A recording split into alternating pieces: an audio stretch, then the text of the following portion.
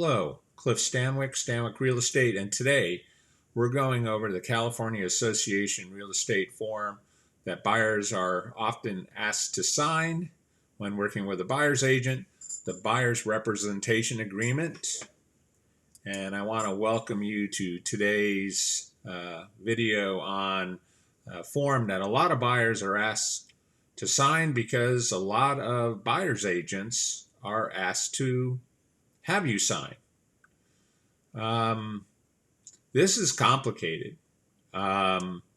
This brings in a lot of moving parts. And this is also probably another important piece of what agents do and what agents should be doing. And I find this bundle to be tremendously problematic. And I don't think there's a lot of benefit for a buyer signing this agreement with a buyer's agent. I know, shocker. I think this form is not in your best interest on a lot of levels. It is really an insurance policy to make sure any buyer's agent that is going to get paid. And there's a lot of pitfalls to doing it. So I want to start with my infamous disclosure. The views, thoughts, and opinions expressed are the speaker's own and do not represent the views, thoughts, and opinions of the Real Estate Fixed Inc., who the speaker is employed by. The material and information presented here is for general information purposes only. I read this disclosure because a lot of this stuff's my opinion and based on a lot of my experiences. And I'm going to go through this form and not let my biases of why personally I don't ask for this to be signed. And at the end, I'll kind of go through and give you a personal opinion of why I don't do it. But let's hop into it and look at the forms that are involved here. So I'm going to share my screen.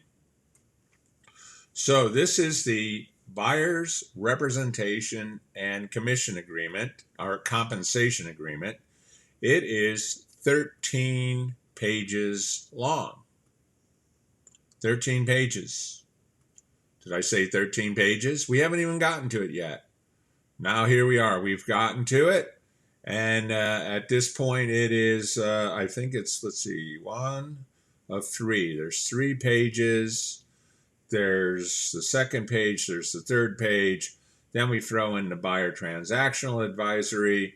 Then we throw in the buyer's investigation advisory. 13 pages. And then there is another 3 additional pages that are part of this agreement that become triggered in this agreement and are used in this agreement. And it becomes very problematic because this is a form that basically removed 2 other forms from what brokers could use. One of them was for exclusive representation. One of them, as you will see when we go through this, was just for non-exclusive representation, and then one was basically for not only no representation but potentially no compensation. So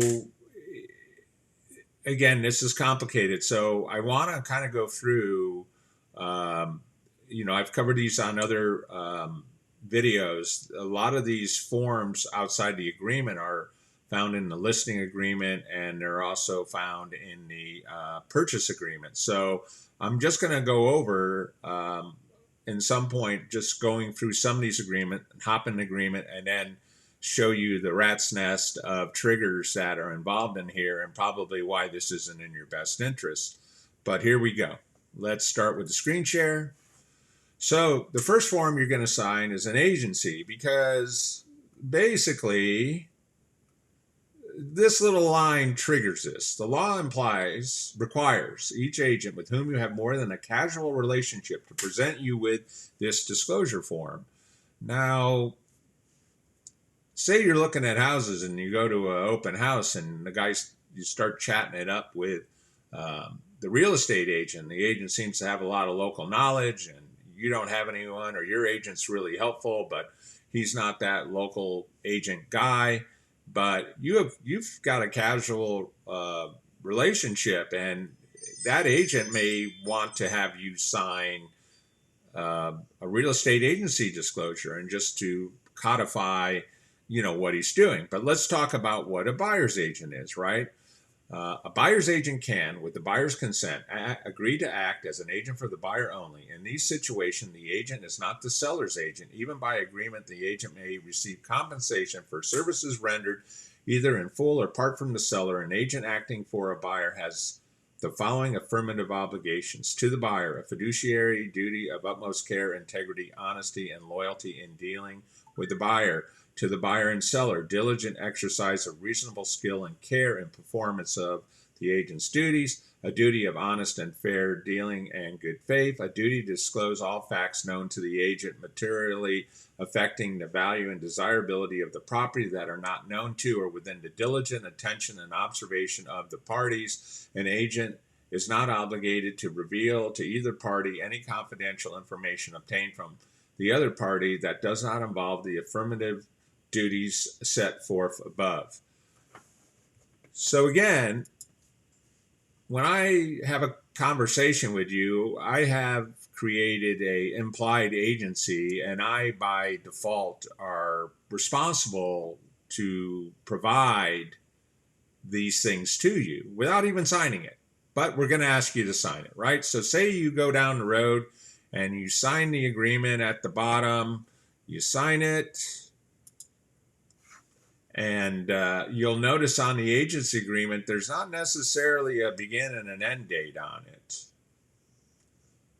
Okay, just FYI. So now you're going to go through the Fair Housing and Discrimination Advisory, which is all housing in California is available to all persons. Discrimination as noted below is prohibited by law. Resources are available for those who have experienced unequal treatment under the law.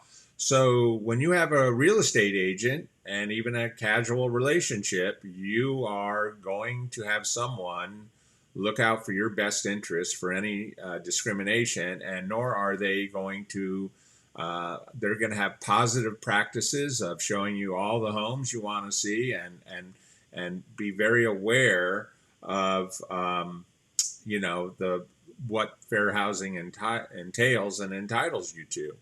Here's another thing that always throws a fun twist, which is dual agency. And dual agency, as I explained in other videos, is created by the brokerage. So basically, you are working for a salesperson or a broker associate of a brokerage, but you're basically having a brokerage represent you. So you may be with a very large brokerage, and you may be seeing properties that they have listed, and your buyer's agent is a buyer. And so you have basically an implied dual agency when you buy that property. And this goes into essentially that if you're in real estate agent, if you're working with a real estate agent, you are basically consenting to this dual agency. And as I've explained in other videos, you need to understand what that means. Here is the infamous wire fraud and electronic funds transfer advisory. This is our thing that says, if you lose your money, don't blame me. And here's what you need to do. Okay, don't blame your agent or the brokerage.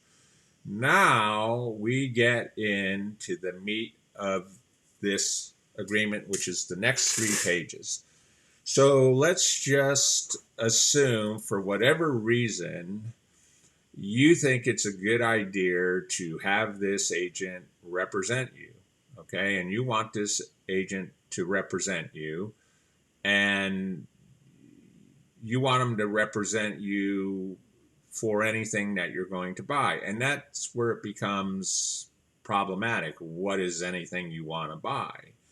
It's as you'll see in this form, it starts off with the time here that basically you're going to sign this agreement You're going to have us represent, the broker's going to represent, there's a beginning date and there's an end date. And then it's basically defaults to a non-exclusive right unless 4B2 is checked. Then you're going to affirm that you don't have any pre-existing buyer representation and compensation agreements. That means you haven't instigated any agreements. But however, that could be complicated if it is a non-exclusive representation. So you would have to put someone in here that you have, right? But again, this non-exclusive representation, what it is, but let's continue. So now you're going to call out where this agreement is location-wide. And hopefully it isn't just says California, okay, and a price range and an other, right? And then the following specific properties only, or the properties identified in the attached list, right? So essentially, you do call that out. Now here's where it gets down to being all the money. So first of all, it says the amount of rate or real estate commission is not fixed by all. So you could negotiate the commission that you're willing to pay that that agent or that brokerage for representing you, right? But again, we talk about what you're agreeing to pay, unless applies unless or is checked. Do not check both. You're either going to pay them a percentage of the acquisition price and or $2 and or 3 pursuant to a compensation schedule attached. Okay, so this is the first trip in this thing. What is the compensation? And if you sign that compensation, you are going to pay that agent the compensation, whether or not the cooperating commission on the MLS, which you can see when you go out to Zillow and a lot of MLSs, it'll say buyer cooperation 2.5%. Say you pay him a fixed price, and the fixed price is an amount, and you buy a house that's a lot lower cost than checking, box A2, and now what's going to happen is you're going to have to potentially come out of pocket to pay that, or you're going to have to increase the sales price and have the seller follow me. You're going to have the seller pay that commission. Okay, well, that's problem number one. And those scenarios probably aren't going to be talked about what happens, other than the agent's going to get paid a percentage of the commission. But if the percentage of the commission is lower, or if the amount paid is lower, and then what about this compensation schedule attached? That just becomes complicated, right? And say you have a compensation schedule, say for whatever reason, because I've seen this in my experience, say I agree to sell your house and you agree, and I make a deal where you're going to buy another house and I'm going to be compensated by being your buyer's agent, and you're going to pay me a certain amount of money, or you're going to pay me X amount of percentage on the repurchase, or a flat fee amount, no matter what, to buy this another house, because I'm giving you a commission concession, or there's some sort of commission concession triggered by this quid pro quo, right? This is a nightmare, okay? You don't want to do that. You want somebody to do their job, and if they're an awesome agent, maybe you give them a shot at being your buyer's agent. Maybe they're not a very good buyer's agent. Maybe they're not your buyer's agent because they work for a big team and you're not going to get the agent that you have this trust-built relationship on.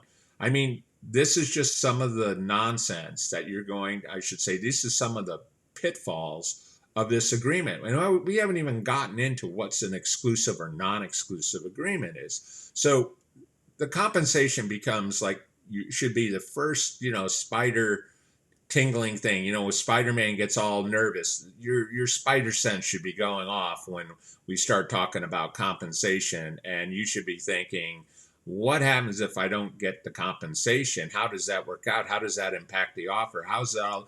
Listen, there's a way to get around it.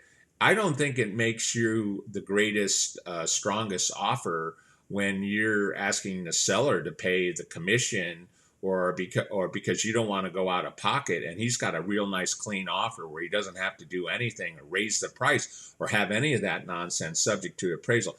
I'm going down a rat hole, but I'm trying to make a point here. I'm trying to make a point that already from the get-go on the first page on compensation to brokers, this thing is not good. Okay? So let's continue. So now we're getting into defining the representation, right? So you've already agreed that the broker is entitled to the compensation from buyer if during the representation period, again, you've locked yourself into some relationship or any extension thereof, buyer enters into agreement to purchase, lease, or otherwise acquire any property described in paragraph 3, and the seller therefore completes the transaction or is prevented from doing so by default of the broker as follows. Okay? So here we're talking about, some of this stuff is on the broker, but we're going to learn shortly some of this is on you. So let's talk about what a non-exclusive representation is. It is compensation is payable only if there was a broker involvement with the property. Broker involvement means any of the following. And this is really important. Buyer physically entered and was shown the property by broker. Broker showed the property to buyer virtually. I have no idea what virtually means. What we do, we watched the 3D Matterport. I was at the property and I pulled out my phone. Broker submitted to seller a signed written offer from the buyer to acquire, lease, exchange, or obtain an option on the property, or for property was introduced to buyer by broker, or one for which broker acted on buyer's behalf. However, merely sending broker a list of properties shall not be deemed broker involvement without documented action on the part of the broker analyzing the property specifically or assisting buyer in the potential acquisition of the property, or communicating with seller or seller's agent regarding buyer's potential acquisition of the property. Okay, that's non-exclusive representation, but you've signed an agreement. So I've got to be actively involved, the broker. I'm your buyer's agent, right? I've got to be actively involved. I've got to do all these things. I sent you a list of properties, but you didn't get back to me and say, hey, I'd like you to do this or that. You go down and you see a property without my knowledge, or you go to an open house because it's open that weekend and you chat it up. And then the agent thinks that they created a casual relationship, and we have a non-exclusive representation, but we have a buyer-broker agreement. And you don't mention that you have a buyer-broker agreement, and they don't ask you that you have a buyer-broker agreement, but you seem to be really interested in the property, and you've done a far more work and investigation and counted on that listing agent to give you the information that you need.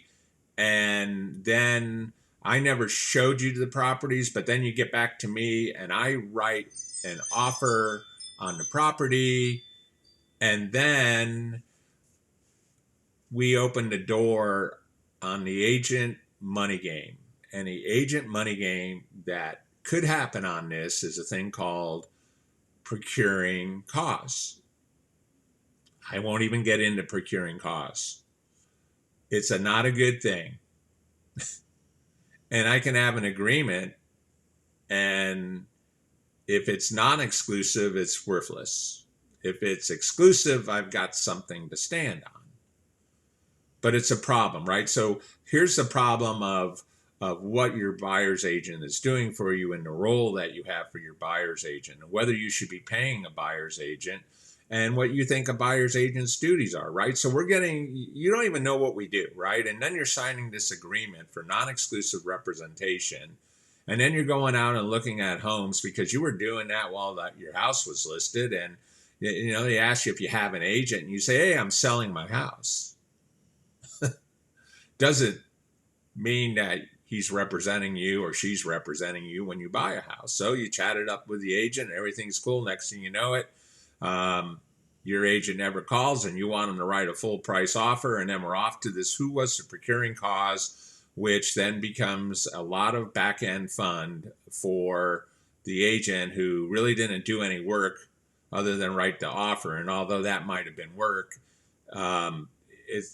was that the reason why you bought the house, right? So we get into it, right? And I'm just trying to tell you this is all the little back end things that could or may not happen. So let's hop back into the screen share. Let's talk about what happens if you do this crazy thing that is exclusive representation.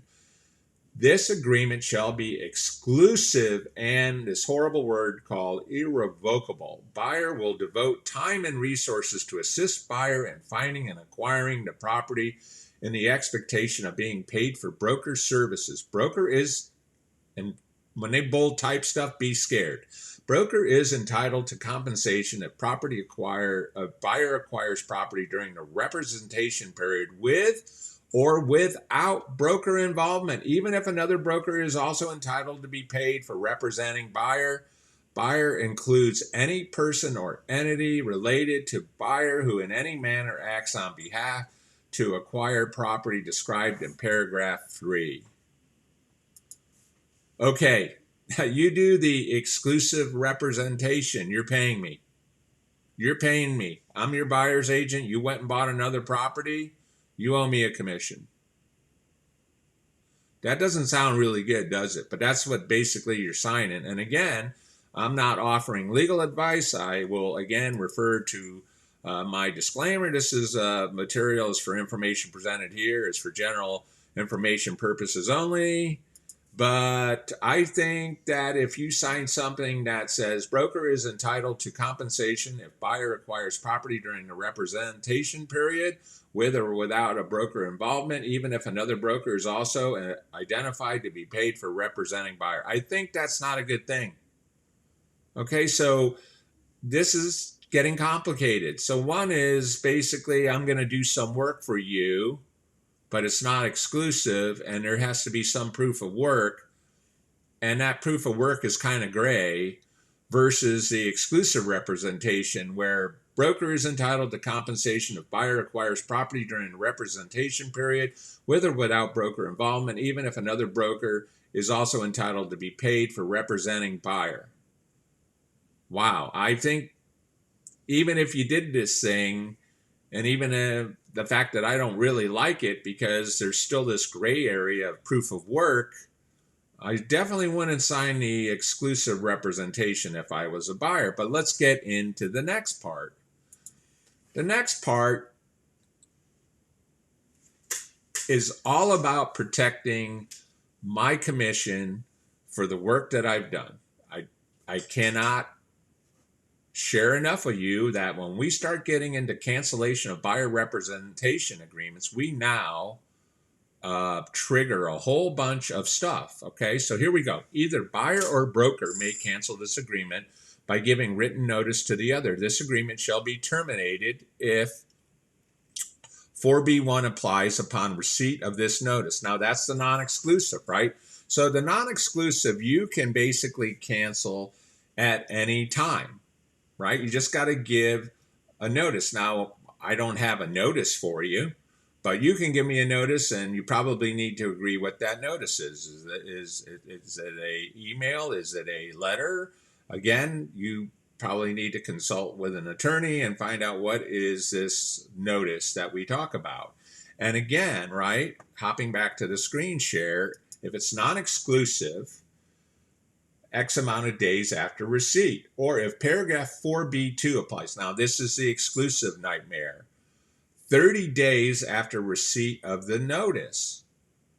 So you're stuck for 30 days. Okay? if you get a cancellation. Now we get into the ins and the outs. Brokers shall nonetheless be entitled to compensation if during the representation period or any time specified in 4E, buyer acquires property for which there was a broker involvement, C.A.R. form NBIP 4B1. So now we have this form that basically says that the broker showed you these properties and he's entitled to compensation, which means, so now we get back into it. Broker involvement means any of the following. Buyer physically entered and was shown a property by a broker. Broker showed the property to a buyer virtually.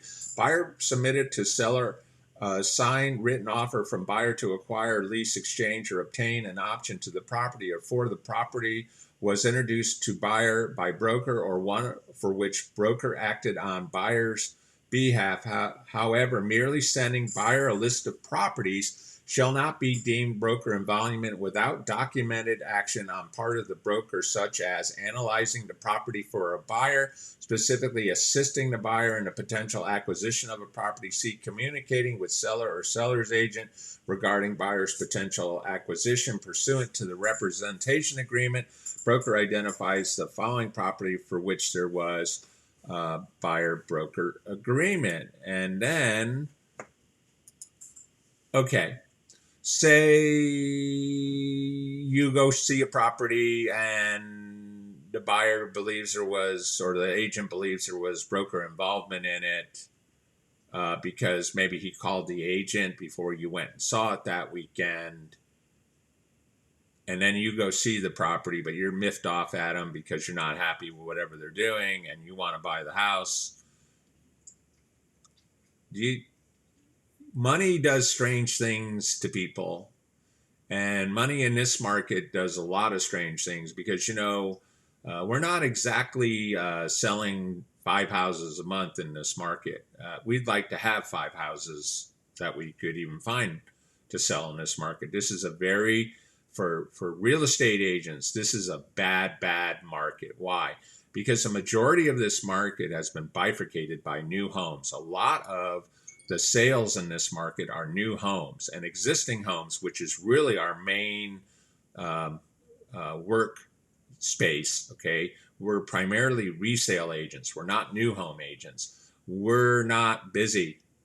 So you sign this agreement and there's an opportunity to make you feel bad and comply compensation, or, your best friend realtor is now not happy because you bought $1 million house without their help and they're getting nothing. That's the problem that these agreements cause. And if you didn't sign one, guess what? You wouldn't have these problems. So here we go. So we're talking about the cancellation here. And then again, check only if 4B2 applies. Neither party should have the right to cancel this agreement prior to expiration except by mutual agreement. Oh my God, if that means you're stuck with me because I don't have to mutually agree, right? I'm terrible. I work for the broker. You call up the broker and the broker is somebody in Chicago because it's a virtual brokerage, and they say, well, you signed this agreement. You knew what you were signing. Maybe there's a termination fee. You may have to pay that agent and AKA the brokerage for getting out of the agreement now. Okay. I don't like these agreements. If you haven't figured it out, I don't like it. And I don't like it, and I'll get around to it at the end, but I think you'll understand why I don't like it. It adds a tremendous amount of dynamics to the real estate deal. And this is we haven't even gotten into what happens to the scenario about if there's not enough compensation, that you agreed to pay, right? We're just talking about if you canceled here, right? So now we're getting into this part that happens called the accounting for payments to broker by others. Just gets better and better. Accounting for payments to brokers by others. If anyone other than the broker compensates broker for services covered by this agreement, that amount shall be credited towards buyer's obligation to pay commission. If third-party payments received exceed buyer's obligation, the excess amount shall be paid to broker, by default to broker, or credited to buyer, or checkmount other. Authorization to include commission and offer. Buyer authorizes, does not authorize, so the default here is you're authorizing. Broker to include term in buyer's offer obligating seller to pay broker directly or through escrow for any compensation that buyer owes broker. And then additional broker right to compensation.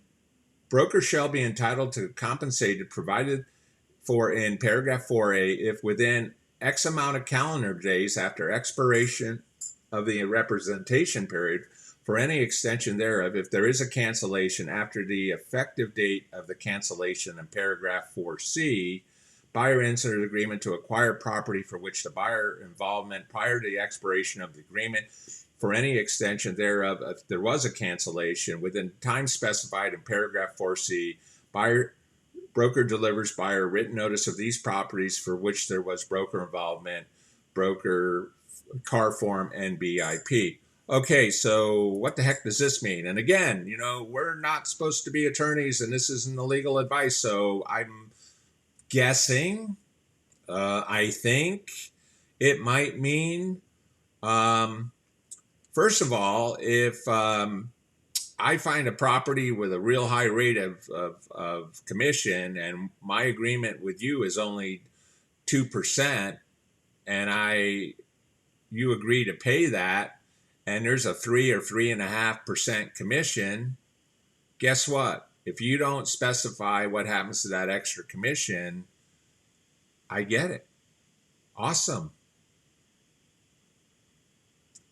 So it just gets better and better. So now we have this fun thing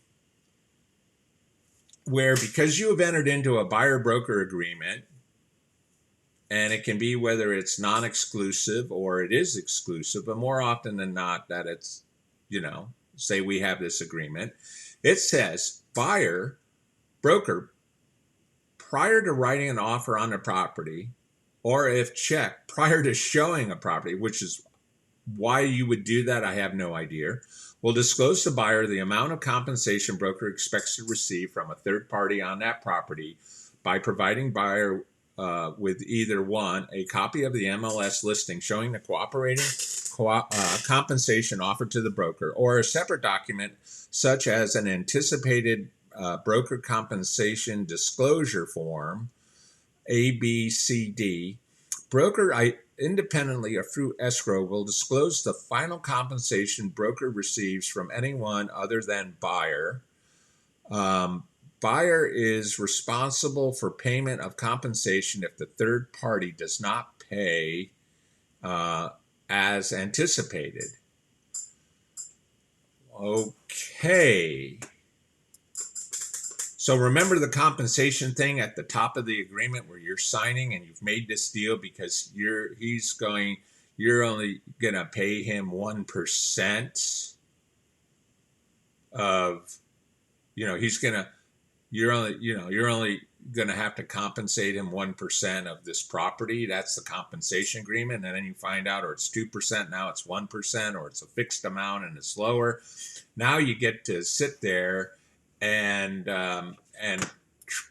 share this fun form with any offer, which is the seller payment to buyer broker, because you're first of all, you're going to go back to the RPA, and there's a part called I believe it's 3G3, and that's where you're going to say, hey, we need the seller payment to a buyer broker. So the buyer doesn't want to pay the broker the compensation that he outlined in his buyer broker agreement. So we're going to have you basically raise the sales price or to pay us from your proceeds, when the property is purchased, to the broker.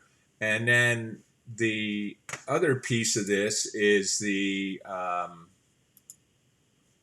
I thought I had the other form in there, but there's another form where we basically put them on notice. It's basically with this, we give them the buyer broker agreement where we tell them basically this is the compensation disclosure. So we have the ABCD. I'm going to see if I have that form available. ABCD, I think it's this one. Yeah, here it is. The anticipated broker compensation disclosure, and that says compensation will be paid pursuant to the MLS, a cooperating broker compensation agreement, or other source specified in the column below. Buyer is aware that the commission paid by seller, directly or indirectly through seller's brokers, affects the seller's total costs and expenses for the transaction and may impact the price seller is willing to accept. If for a specified property, broker has provided a copy with a document from the MLS that identifies the compensation offered to a cooperating broker for a listed property, that property does not have to be listed below. Broker independently through escrow will discuss the final compensation broker receives from anyone other than the buyer. So now we have just totally, now we have a problem where when we're making an offer and the compensation to the buyer's agent, to the brokerage, with the buyer's agent you're representing is less. Now we have to bring in a whole bunch of moving parts that says, hey, you know, the buyer doesn't want to pay the total amount of compensation that he's agreed to in the buyer broker agreement, and now we want the seller to contribute that money to pay the buyer's brokers for the shortage. That's it. Long story short, there's a shortage, and we do this ABCD form, and we do the the seller payment, and now we have a mess, right? And why do we have a mess? Because if you didn't have this agreement and you use this agent to be your buyer's agent, and you never had the agreement, they would only be paid what is the compensation agreement on the MLS. And furthermore, would have been nothing from preventing you from negotiating the commission you're paying for him prior to them or her writing you an offer, but you've already backed yourself into a corner. Again, not legal advice, but by signing an agreement, you've eliminated any options to buy you a warranty, to do whatever. And now you've got a problem where there's a shortage and you're coming out of pocket to pay them. And even though you sold your house for enough money to pay the commission, you certainly, in the agreement, you certainly didn't think that was going to be a reality. But for whatever reason, here you are, right? And now you've got to get the seller to agree to pay the extra money because of your compensation agreement. Now you've increased the sales price of the property, which could impact the property taxes you pay. It'll impact the commission paid to not only your agent, but also to the listing agent. You've made a mess, right? You've created a whole bunch of parts, and guess what? They get a really good offer, not as great as your offer. Maybe your offer has some advantages to it. You know, maybe there's some closing costs. Maybe there's no warranty. You know whose offer they take now? This house that you wanted. Do you think they're going to deal with all these moving parts? People don't like change. You're making your offer, even though it's may not be a quote unquote big deal. You've made a whole bunch of moving pieces, and you're going to have to depend on the listing agent selling your need for additional monies that aren't going to be used for the closing costs of the house. Well, you could call it a closing cost, I guess. Maybe, depends. So it's a problem, right? So we haven't even gotten into, more of the mess here, right? So let's talk about all the other things. When you sign this agreement, another reason that you should seriously consider not signing this is now you're signing up to agreeing to buyer obligations. And what are those buyer obligations? It's good faith. Buyer agrees to timely view and consider property selected by broker and negotiated in good faith to acquire a property. I'd love to know what good faith means. Like to have that written and defined, but I have no idea what good faith is. Buyer further agrees to act in good faith towards the completion of any contract entered into or property in furtherance of this agreement, meaning you're not going to sabotage the contract, I guess, right? Again, I'm not an attorney. Personal and financial information. Within 5 days from the execution of this agreement, buyer shall provide relevant personal and financial information, including but not limited to proof of funds and a pre-approval, pre-qualification letter to broker to assure buyer's ability to acquire property. If buyer fails to provide such information, or if buyer does not qualify financially to acquire property, then broker may cancel this agreement in writing. Reasonable care and other professional assistance. Buyer is obligated and agrees to read all documents provided to buyer. Buyer agrees to seek desired assistance from appropriate professionals selected by buyer, such as those referenced in the attached buyer's investigation advisory. Buyer is advised to read the attached buyer investigation advisory and buyer transactional advisory for a list of items and other concerns that may be warrant investigation by buyer and other professionals. Reports investigation. Buyer agrees to pay for reports, investigations, and meetings arranged by broker on buyer's behalf. Buyer material interest. Buyer shall notify broker in writing, C.A.R form BMI, any material issued to buyer, such as but not limited to buyer requests for information or other concerns regarding any particular subject of interest and or importance to buyer. Incorrect, incomplete, or inaccurate information. Buyer agrees to indemnify, defend, and hold broker harmless for all claims, dispute, litigations, attorney fees, and costs arising from any incorrect information supplied by buyer or from other material issues that buyer fails to disclose in writing to broker. You've now agreed to do a whole bunch of stuff here, including this BMI form, which is somewhat problematic. So let's talk about this buyer material issues, because there you go. Here's another new form. Now, technically, this should be part of your purchase flow, but a lot of people don't see it because of some obvious pieces here. Okay, so buyer material issues. So this is another thing that you would be signing when you're buying a home.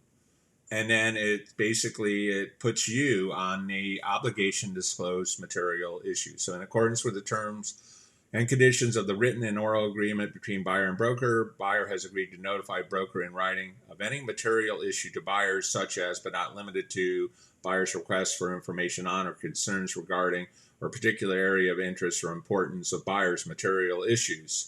So what could those be? You could say, hey, a material issue to me is the place needs to have a space to park my RV or my boat, or it has to have a pool, or I want to be able to build a ADU, an accessory dwelling unit, or I don't want to buy a house with a well. I don't want to buy a house with a septic. I don't want to buy a house over 20 years. Most of the time, again, these aren't codified or written into an agreement, but these are material interests, right? You're not going to buy a house with 2-car garage. You should say, hey, I'm not buying a house with a 2-car garage. Don't show me any 2-car properties, right? So that's the first part of it, is you're going to say, what are the material issues that are affecting you? I'm not going to buy a house with a structural issue, right? These are things that basically agents should know. But it's going to ask you, again, it just asks you to sign a form, right? So what else does this form say? This form also says, again, this is always a problem, is in these forms, is when you have to basically, buyer represents that buyer has disclosed to broker all material issues regarding particular features, issues, and concerns and requirements important to buyer in their decision to purchase the property or any property. Buyer additionally agrees that broker is entitled to rely on buyer's disclosure of material issues and broker's representation of buyer in pursuing and disclosing the information that the buyer acknowledges. Wow. All right. So again, back to this form. you've now kind of put the onus of what your hot buttons are, and you've given a waiver to the agent. Like, if we forget one of these things, or you buy a house and you didn't tell the buyer that, or the broker's agent that, hey, material issue was to put in a pool, and then you guys look at it, and for whatever reason there wasn't enough diligence handled in determining that there was a pool in there, and you find out there's bedrock underneath the ground where you're going to put your pool, and now you're mad at your agent because of this buyer material issue. We don't see the buyer material issues form a lot, okay? And I don't see them a lot as even a part of when I've worked for other brokerages as part of the disclosures that you have filled out the buyer material issues, or you have acknowledged that you didn't have any issues, right? Again, this should be part of a form that agents should be using, and this again is, a lot of times in these documents is to protect the agent more than it is to protect you. That's an opinion again. Again, I'm not an attorney, but it seems like the agreements are basically, because we're not attorneys and because we're doing our best, that the protection here is more towards the agents involved in the transaction than it is to the principals. But that's an opinion, right? So let's hop back into the agreement, the buyer representation agreement, continue with the fun and frivolity. So now we keep rolling this form, okay? This multi-page form. And now we get down to dispute resolution. Well, let's talk about attorney fees. Basically, it says, for any action, proceeding, or arbitration between buyer and broker arising out of the agreement, buyer and broker are responsible for paying their own attorney's fees and costs, except as otherwise specified in 9A. Okay. Now, I'm not going to get into this one because this one really is, this is really something that you really need to understand, and you need to do your own research and your own investigation. But mediation is non-binding and arbitration is binding. Okay, that's the short story. The long story is you need to investigate your options legally in this agreement, and mediation and arbitration. Mediation is always the standard default. Arbitration is another form that needs to be signed, and it's usually specific to a property. There's no carte blanche on it, but it usually comes down that you'll have to call out what this arbitration is in regards to. It can't be to everything you've ever done and ever shown me. It's usually property specific. But let's just talk about this. Again, you have signed this agreement for what I call non-exclusive compensation, or a non-exclusive agreement, or you've signed an exclusive agreement. And then based on the scope of the work, that agent is going to be compensated. And depending on what you've agreed to compensate, there may or may not be enough compensation in the contract by the cooperating or by the seller and the listing agent to pay for that compensation. And then there's all these rights and responsibilities that you've had to do. And now there's this thing where you've got to choose, how do you handle your differences? And again, I think the problem is this is always about money. And when you sit there and you say that I showed you this, I'm responsible for this, and you have a challenge in the relationship, then it comes down to breaking the agreement. And then because you don't do this all the time, and most of you hardly ever have an attorney involved in looking at these agreements, at least I have not had to, probably out of the hundreds of transactions I've done, I think there's been one or two attorneys that I've had to work closely with on behalf of a client, and they were on very high-end properties. That being said, right, you're using me to help you buy a house, and this agreement really puts you into a predicament. Should the relationship not work out, should the quality of our involvement be unsatisfactory, and if you've signed a exclusive relationship, you may not be able to get out of it. These are all not good things for buyers, in my opinion. So let's finish up with the form here. So you're going to elect whether you're going to do mediation or arbitration, and then you're going to also notice in the agreement that you're agreeing to buyer transactional advisory and buyer investigation advisory. And then we come back to whether you have the authority of signing the signature, and then you may have to sign a representative capacity, or if you're acting as a trust or a probate or a partnership. And then guess what? You're signing up to more stuff, and you already signed that agreement because you may not even read this before you signed it, right? So here's some more stuff you need to do.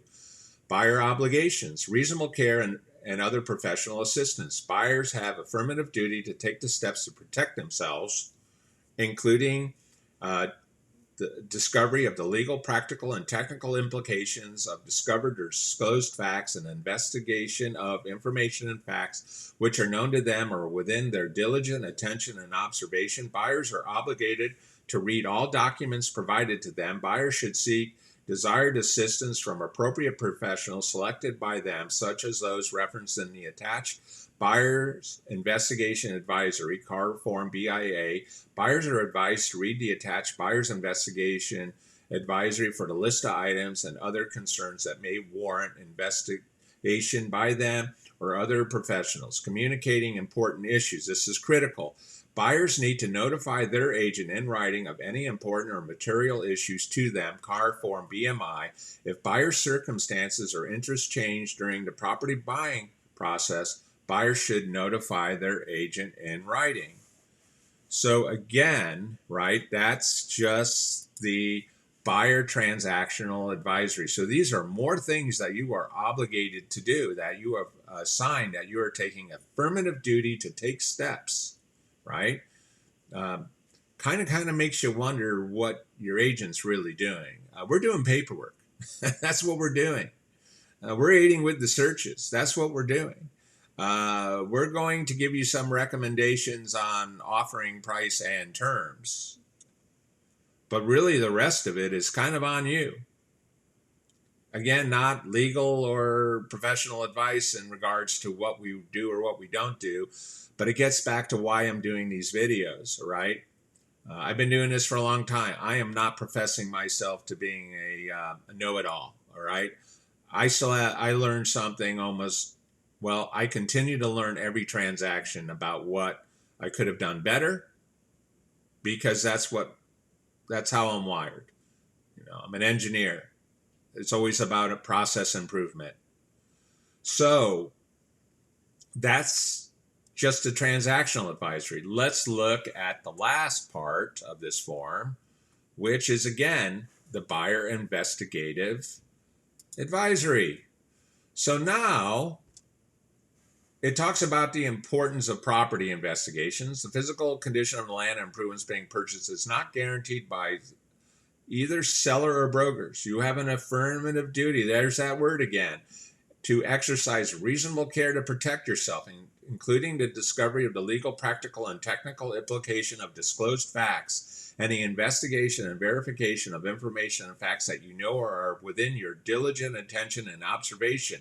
A general physical inspection does not typically cover all aspects of the property, nor items affecting the property that are not physically located on the property. If the professionals recommend further investigations, including a recommendation by a pest control operator to inspect inaccessible areas of the property, you should contact qualified experts to conduct such additional investigations. And then we talk about broker obligations. Here we go. Brokers do not have expertise in all areas and therefore cannot advise you on many items such as those listed below. If broker gives you referrals to professional, broker does not guarantee their performance. All right. We've warmed you up. We've told you got to do all this stuff, that we're not experts, and we're not even, we don't guarantee any of the performance of anyone we may recommend. We recommend a home inspector. You need to find your own home inspector, all right? May not be good enough. If you're not happy with the report, you get to pay for another one, but I'm telling you, you should probably get another report. So let's go into the buyer's investigation advisory. So these are, you got half the alphabet here. The general condition of the property, its systems and components. You are advised to investigate the condition and suitability of all aspects of the property, including not limited to the following. If you do not do so, you are acting against the advice of brokers. So a broker is telling you, you need to do all these things. The square footage, age, and boundaries, that's on you. Wood destroying pests, you need to do that. Soil stability, you need to investigate that and understand that. Water and utilities, well systems and components, waste disposal. You need to go through the water and utility availability, use restrictions and costs, water quality, adequacy, condition and performance of well systems, the type, size, adequacy, capacity, and condition of sewer and septic system and components, connection to sewer, and applicable fees. And now you need to look at the environmental hazards, the potential environmental hazards, including but not limited to asbestos, lead-based paint, and other lead contaminants, radon, methane, and other gases, fuel, oil, or chemical storage tanks. It goes on and on. You got earthquake and flooding. You've got fire hazard and other insurance. Insurance is a huge issue. Now we're talking about building permits, zoning, governmental requirements, and address. And then you need to look at it if there's a rental property restriction. And that really means, like, if you think you're going to turn the thing into an Airbnb or whatever, a VRBO, you better find out if there's anything about that. All right. And then the other thing about the security systems for doors and windows, including window bars, should be examined to determine whether they satisfy legal requirements. You may have some occupancy issues here. And then security and safety, right? State and local laws may require the installation of barriers, access alarms, safety latch mechanisms, and other measures to decrease the risk of children and other persons existing swimming pools and hot tubs, as well as fire safety and other measures concerning the features of the property. There's a whole bunch of stuff of wildfire advisories that now come into play, and that you may have a big yearly cost to maintain the property. That's on you. And then we have this thing called the neighborhood area, subdivision conditions, personal factors, basically everything and anything else about your neighborhood and whether or not you're in a subdivision, right? So these are really, this is all part of the buyer representation and broker compensation agreement. That's what I've gone through. It's probably it's almost an hour. I'm going to try to shut it down in less than an hour. Okay. This is what you're signing. Okay. 3 pages with about another 14 pages of associated documents. And this was changed at the end of 2022. And personally, I think it's extremely problematic. Okay. And you may have some questions like, well, I made an agreement that that I would get a commission rebate if the buyer's agent or the listing agent bought me another house. You know what? You may want to rethink that. Okay. Especially if that agent isn't very good at buying homes and he's a great listing agent and it's not a very good buyer's agent, or the buyer's agent just might be somebody in his team and you don't like the fact that you don't like this person, or you don't have any other options for buyer's agents, and you've made a mess, right? At the end of the day, this is the largest purchase you're going to make in your life, and it usually involves the dynamics of relationships and everything that entails.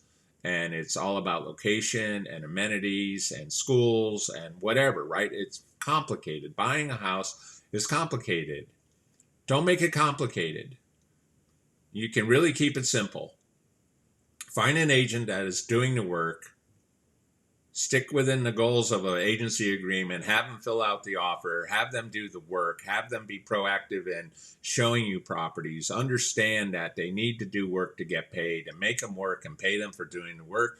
And if they're not doing the work, why would you limit yourself to another area or another agent Do you think the guy selling in Granite Bay is super selling Lincoln? Most often we're not. You know, you're paying for our expertise. If you haven't seen anything from these agreements, there's really two main things we do. And the main thing we do is mainly the thing you don't even hold us to any sort of competency to, and that is this contract, right? I mean, this is the third video I've done.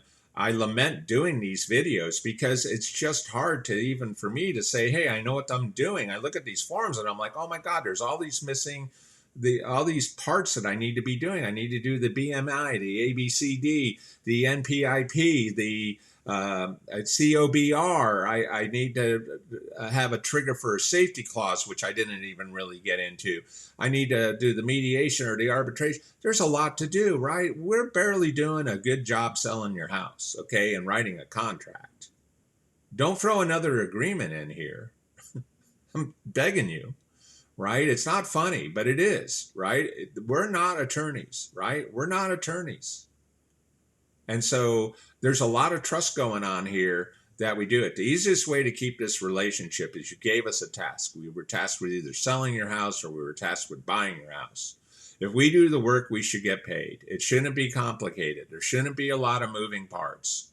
And even if there is a lot of moving parts, you can do that when that agent is writing you an offer. You can play the quid pro quo game if you feel like you should be getting some money to help you complete the purchase of this new purchase after all they sold your house, right? Why would you sign this agreement? Why would you think that we're going to do anything that doesn't create a whole bunch of problems? Because what this agreement creates a problem for is if you don't perform or we misunderstand what we thought was our involvement in a property and now we want you to pay us.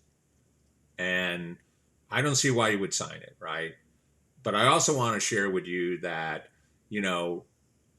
agents are most often referred to people and you have no idea of the competency or the professionalism of that person you hired. And the contract, everything is the contract. Okay, I'll say it again. Everything is the contract. And we're not lawyers.